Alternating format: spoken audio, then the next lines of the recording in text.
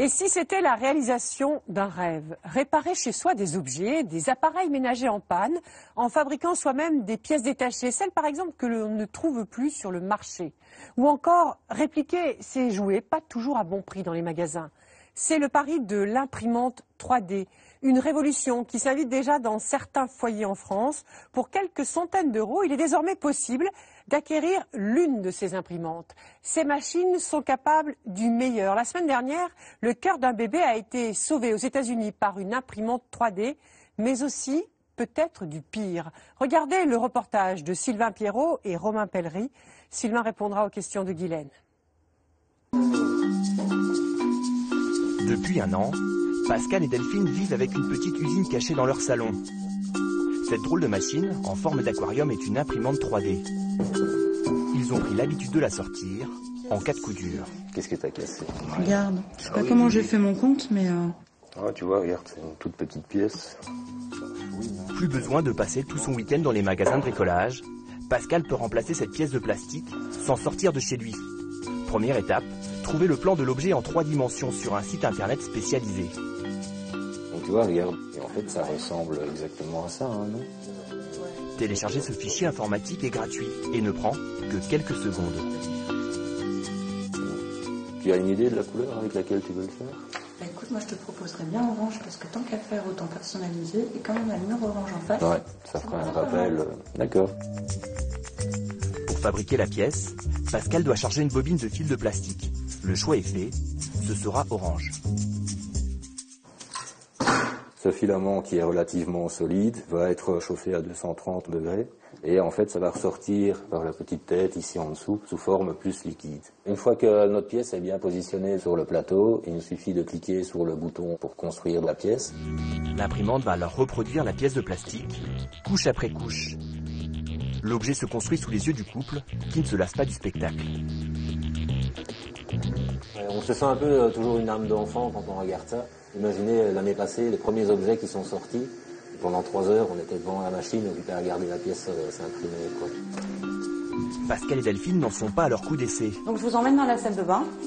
C'est tout leur appartement qui a été envahi d'objets imprimés à la maison. J'ai commencé ici avec une petite fourche qui me permet d'accrocher mon sèche-cheveux. Comme ça, mon sèche-cheveux ne traîne pas n'importe où dans la salle de bain. Ici, je me suis imprimé un petit pot pour ranger tout mon cosmétique. Très pratique. Et on avait cassé un anneau de rideau de douche. Donc voilà, on en a remplacé un imprimé en 3D. Ensuite, je peux vous ramener ici. Donc comme je fais de la couture, un petit objet pratique. Des boîtes à couture, des gadgets pour décorer leur intérieur, ou même des cadeaux pour la famille et les amis. Là, en l'espace d'une année, vous en avez fait combien d'objets à peu près? Honnêtement, je ne les ai pas comptés, mais une bonne 60aine pour sûr, je pense. Dans le salon, la machine continue d'imprimer la pièce de plastique. Si tout se passe bien, elle sera prête dans une dizaine de minutes. Ces imprimantes 3D sont de moins en moins réservées aux seuls fans de nouvelles technologies. Demain, cela pourrait être vous et moi, car l'imprimante 3D s'apprête à déferler dans nos vies. Cette année, 100 000 machines seront vendues dans le monde, un marché à 1 milliard d'euros qui devrait tripler dans les 5 ans. Une révolution technologique menée par une poignée de start-up indépendantes américaines et aussi françaises. Dans quelle mesure l'impression 3D va-t-elle transformer nos vies? Comment les industriels vont-ils s'adapter à ce nouveau marché? Et quelles sont les conséquences du fait de pouvoir tout imprimer, le meilleur comme le pire? Voyage dans un monde étonnant où le virtuel flirte avec le réel, où en quelques clics, l'idée peut prendre forme, où le futur est déjà entre nos mains.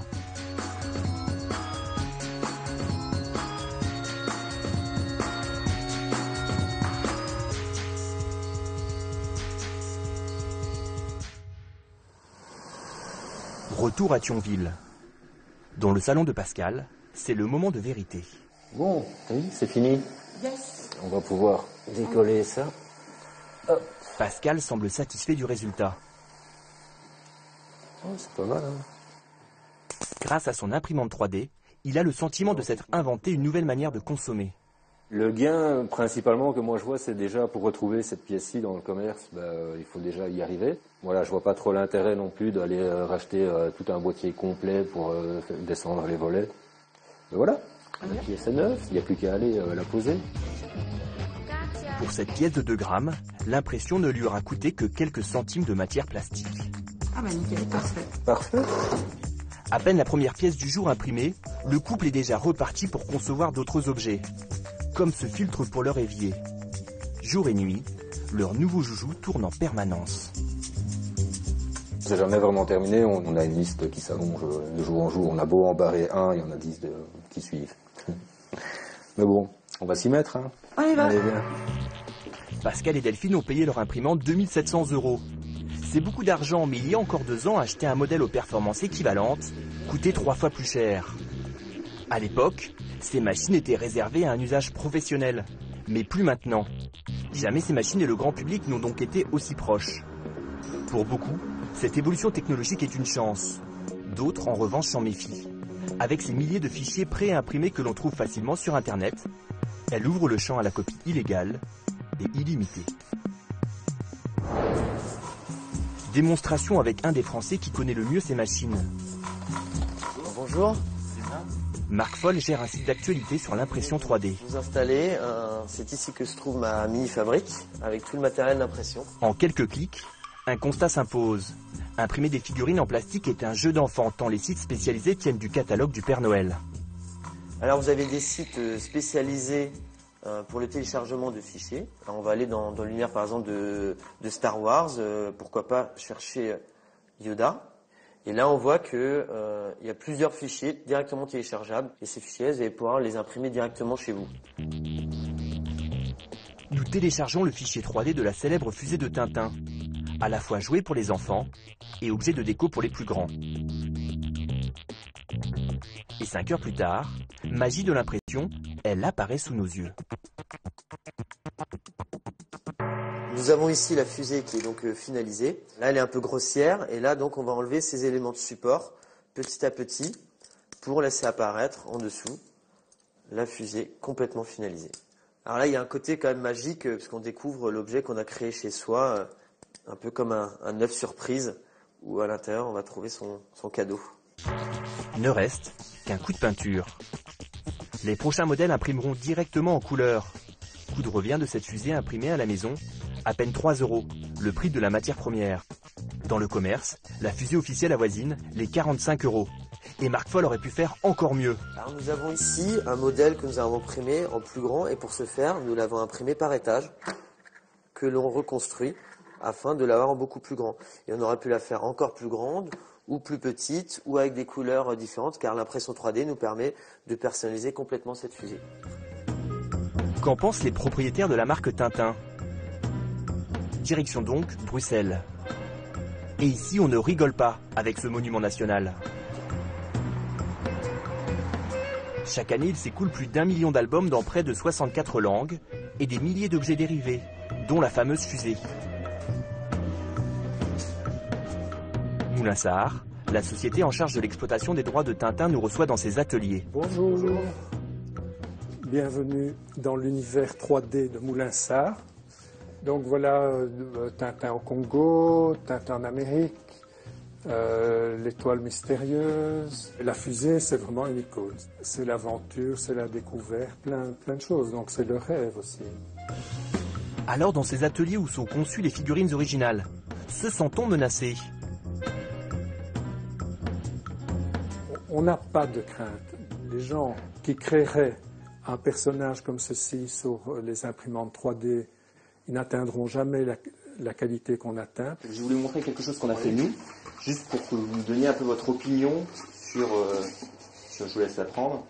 Donc ça c'est une fusée qu'on a imprimée assez facilement et qu'on a peinte après. Oui. Je peux sourire. Ça c'est aussi naïf que les Tintins qu'on vend sur les marchés africains, qui sont des Tintins taillés dans un bloc de bois avec Tintin qui porte Milou dans ses bras. Donc c'est très rigolo. C'est aussi rigolo qu'un objet africain. Nos spécialistes de Tintin ne semblent pas impressionnés. Nous montrons le deuxième modèle imprimé. Alors j'en ai une autre à vous montrer. C'était une autre manière de faire avec différentes couches, qui est un peu plus grande, donc on l'a pas encore collée. Hein. Et c'est juste aussi pour avoir votre... Là, ça commence à nous intéresser. On est d'accord. Quoi? La personne qui a créé ce découpage, c'est un designer industriel ou c'est un amateur? Ça, on ne sait pas. Nous, on a trouvé le fichier sur Internet. Oui. C'est évident que cette fusée, dans ses bonnes proportions et avec cette méthode de montage, c'est un très beau boulot. Et un danger pour vous? On constate. Donc, voilà. Devant notre caméra, ces responsables n'en diront pas plus. Feront-ils bientôt la chasse à ces internautes qui s'échangent les plans de leurs figurines? Mystère. Mais au fait, comment ces milliers de fichiers sont-ils créés? Pour le comprendre, nous retournons chez Marc Foll, notre expert en imprimante 3D. En réalité, il suffit juste de s'équiper d'un scanner 3D. Un objet fascinant. Celui-ci est grand public, il ne coûte que 500 €. Nous faisons le test avec un Playmobil. Donc on met notre Playmobil de face et on va lancer le scanner et vous allez voir le laser parcourir le Playmobil. Le scanner agit alors comme une photocopie de l'objet, mais en 3 dimensions.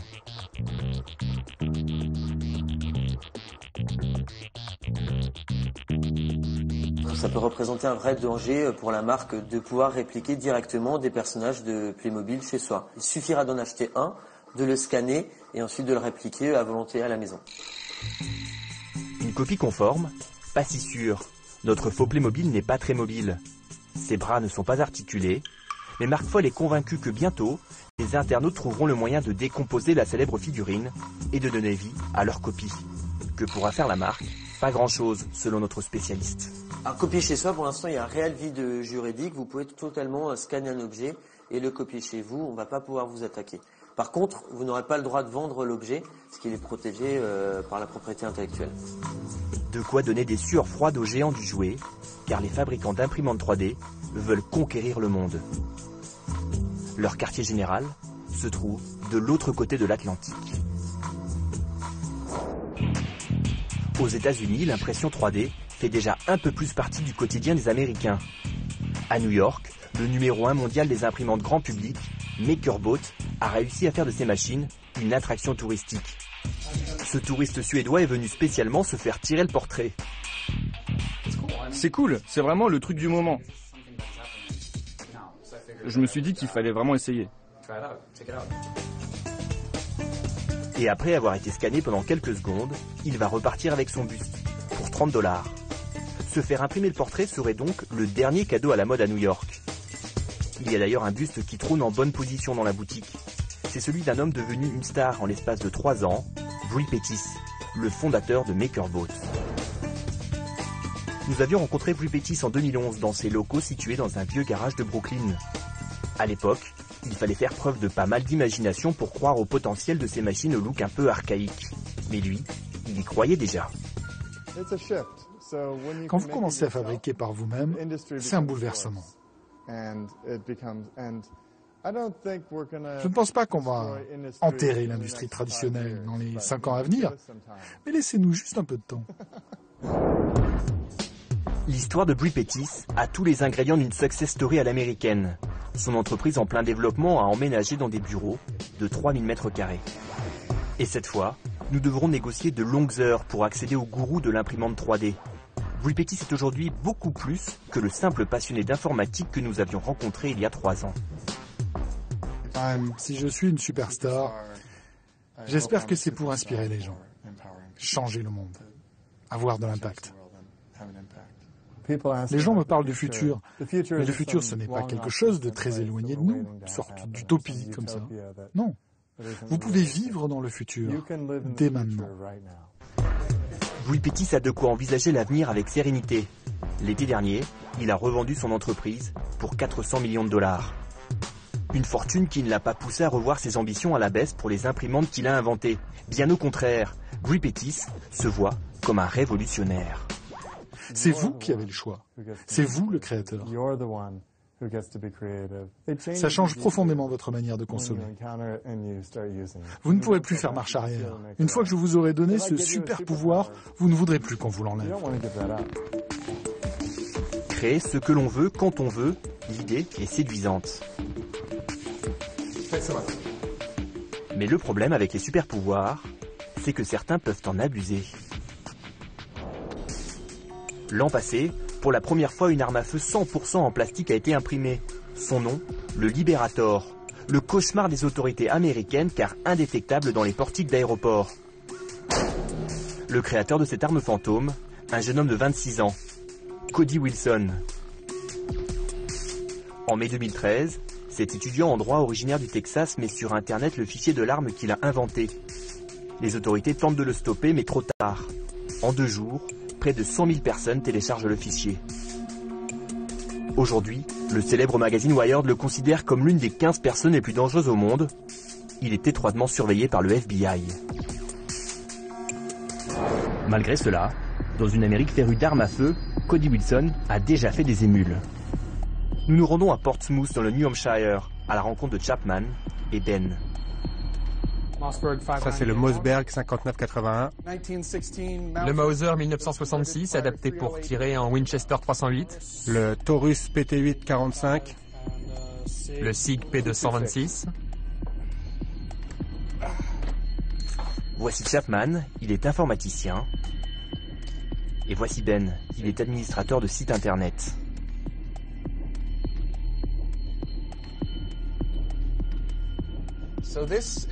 C'est mon quartier général ici, avec mes 2 ordinateurs les plus puissants. Le Liberator, un fichier avec une grenade. Ah, je sais pas ce que c'est ça. N'importe qui peut le télécharger ? N'importe qui avec une petite connaissance d'Internet, oui. On peut voir ici la poignée, le percuteur, la gâchette, le barillet. Il n'y a pas de manuel de montage. J'ai dû deviner, mais en fait, c'est très simple. Chapman avait lancé l'impression du Liberator avant notre arrivée. Sur son imprimante, un peu artisanale, le processus a duré pas moins de 27 heures. Mais apparemment, ça a marché. J'ai l'impression que c'est fini. La pièce centrale semble être complète. C'est une arme de calibre de 9 mm. Et Ben, j'ai toutes les pièces du Liberator. Comme avec de simples Lego, il ne lui reste plus qu'à assembler les différentes pièces pour former une arme mortelle. J'ai toujours considéré les armes à feu comme des outils. Les outils n'ont pas d'intention. Ça n'incarne ni le bien ni le mal. Cela dépend de la façon dont on s'en sert. C'est ma philosophie.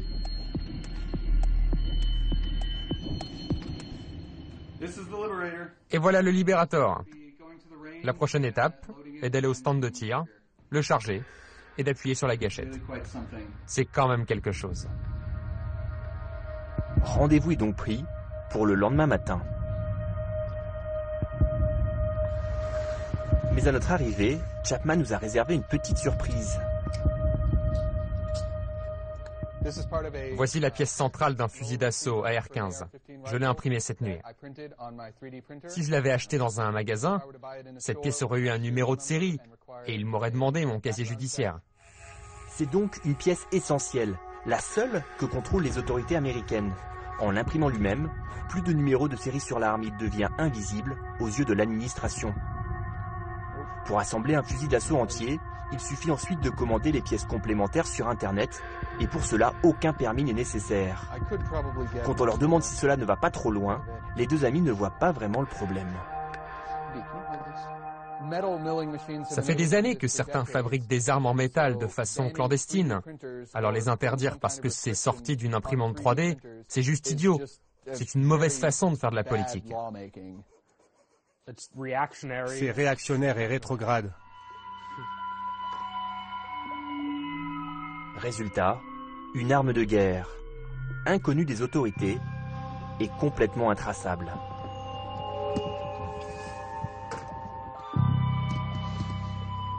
C'est maintenant l'heure d'essayer les 2 armes imprimées.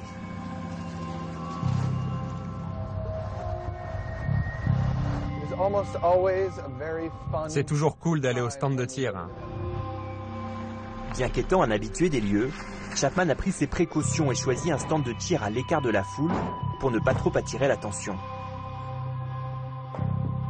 Il commence avec le Liberator, la petite arme 100% en plastique. Chapman n'est pas trop rassuré, le pistolet reste un prototype qui ne tire qu'une seule balle à la fois et dont la fiabilité est plus qu'hasardeuse. Premier essai.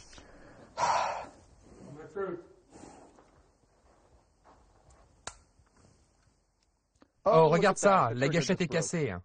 Ça ne devrait pas faire ça. Le mécanisme en plastique n'a pas tenu. La gâchette n'était pas assez enclenchée. C'est peut-être à cause du froid qui a rendu le plastique trop dur. Ouais, je crois que ça pourrait être ça. Le test se poursuit avec le fusil automatique.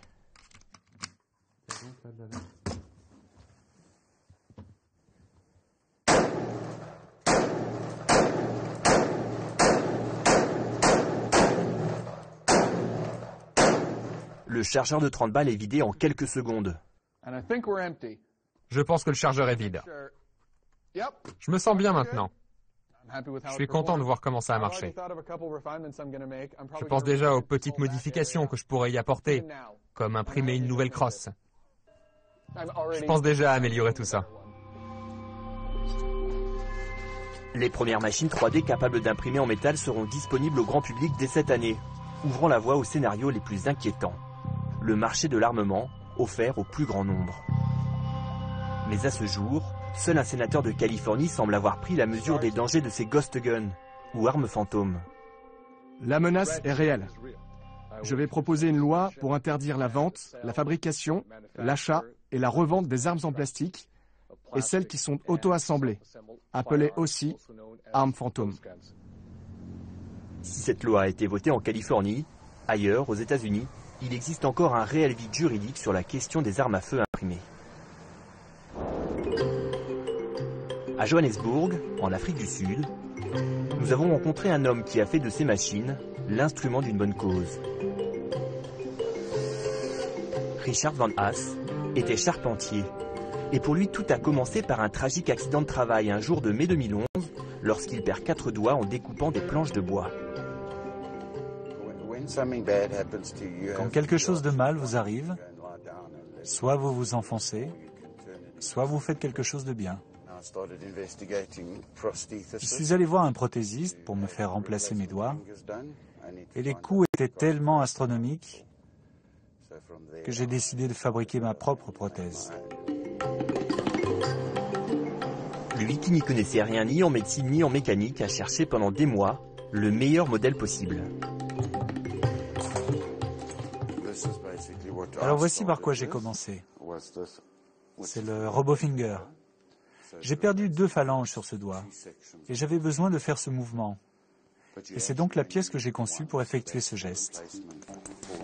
Et Richard s'est dit qu'au lieu de faire des doigts, pourquoi ne pas concevoir des mains entières?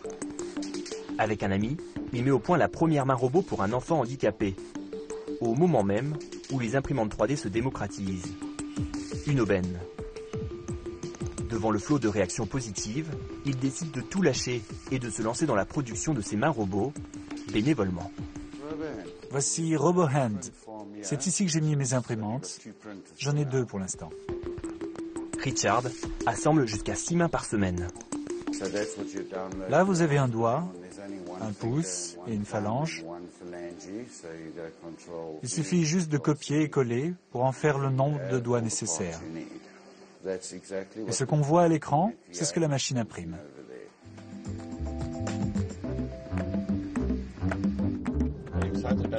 Pour la famille Miller, aujourd'hui est un grand jour. Hey, c'est oncle Richard. Leur fils, Thomas, 7 ans, n'a qu'une seule main depuis sa naissance et il s'apprête à recevoir sa main robot. Ce qu'on va faire, c'est terminer la main de votre fils, installer les dernières pièces de son bras, les fixer, et ça devrait être bon. Alors les amis, voici la nouvelle main. Waouh, elle est très jolie. Le principe de la main robot est très simple. 16 pièces de plastique imprimées, puis assemblées qui forment une prothèse entièrement articulée. Chaque fil conduit un doigt, et en repliant le coude, tous les doigts vont se fermer. Quand vous regardez, c'est juste hallucinant. Ça paraît simple quand vous voyez le matériel, mais quand vous savez ce que ça va changer pour Thomas, c'est incroyable. Petit problème. La main robot ne semble pas bien adaptée au bras de Thomas. Elle le serre un peu trop. Mais Richard a une solution pour cela. Un petit coup d'imprimante et une nouvelle pièce sortira à la bonne taille. Génial! Le gros avantage des mains robots, c'est leur coût. Un peu plus de 300 € contre 20 000 € pour les prothèses les plus modernes. Brian, le père, est simple vendeur dans un magasin. Mariska, elle, est mère au foyer. Impossible pour eux d'assumer le coût de ces prothèses hors de prix. Et après quelques réglages... Thomas, la prochaine fois que je te vois, je veux que tu puisses attraper la balle au vol.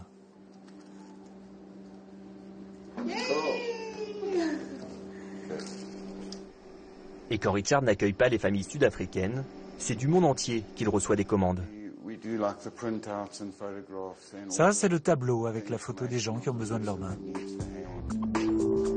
Plus de 400 familles sont aujourd'hui sur sa liste d'attente. Depuis qu'il a débuté cette aventure, Richard a imprimé près de 600 prothèses. Mais il a surtout mis en ligne gratuitement le fichier de sa main robot, permettant à n'importe qui dans le monde d'imprimer cette invention. Elle a déjà été téléchargée plus de 40 000 fois. Salut mon pote, profite de ta main. Pour Richard et ses parents, cette main, c'est l'espoir d'un avenir meilleur. Hey, c'est bien mon garçon. Attrape. Il a de nouvelles possibilités maintenant. Ce n'est plus un enfant avec une seule main. Il peut escalader les arbres, il peut nager, il peut faire du vélo. C'est un avenir radieux pour lui, il y a de l'espoir. C'est bien. Richard, lui, ne compte pas s'arrêter là. Aux dernières nouvelles, il envisage de se rendre en Syrie pour imprimer des prothèses de jambes en plastique pour les victimes de guerre. Sylvain, avec ce dernier exemple, on entrevoit la révolution de l'imprimante 3D dans le domaine de la prothèse. Alors, quels sont les secteurs de la médecine où son apport risque d'être très prometteur? Alors là, on a vu des prothèses, mais il y a également tout ce qu'on appelle les bio-imprimantes. Alors le principe, c'est le suivant. À la place des bobines de plastique qu'on a pu voir dans le film, là, ce sont des cellules souches embryonnaires qui seront placées à l'intérieur pour créer des structures organiques. Et aujourd'hui, on est seulement capable de pouvoir créer des tissus humains qui durent entre 20 et 30 jours. Mais demain, on pense qu'on sera capable de fabriquer un foie, un rein ou même un cœur. Un organe ? Même un cœur, oui, d'ici 10 à 15 ans. Alors 2 700 €, c'est le prix payé par ce couple qu'on voit dans votre reportage pour acheter une imprimante 3D et la voir à la maison. C'est encore un peu prohibitif. Est-ce qu'on peut en trouver des moins chers? Alors aujourd'hui, on peut en trouver à partir de 800 €, mais à ce prix-là, on va simplement imprimer des choses assez basiques. Il faut compter à peu près 2 000 € pour pouvoir imprimer des objets de meilleure qualité, mais il faut savoir que chaque semaine, de nouveaux modèles sortent qui seront capables d'imprimer à différentes couleurs et différentes matières en même temps. Et alors, est-ce qu'il faut, pour utiliser une imprimante 3D, forcément l'acheter? Alors aujourd'hui, il y a des lieux maintenant qui sont dédiés aux imprimantes 3D. C'est le cas par exemple de La Poste, qui a expérimenté en région parisienne dans 3 bureaux un service d'impression 3D. On s'y est rendu et on s'est rendu compte que le public était assez réceptif et qu'il y avait pas mal de monde qui était intéressé. Et il y a également les Fab Labs. Alors littéralement, qu'est-ce que c'est Fab Labs? Littéralement, ce sont les les laboratoires. Oui, voilà, les laboratoires de fabrication. Et ils sont ouverts à tous, ouverts au public, et on peut venir y fabriquer l'objet qu'on veut. Et il commence à y en avoir un peu partout en France. Merci beaucoup Sylvain pour ces informations complémentaires.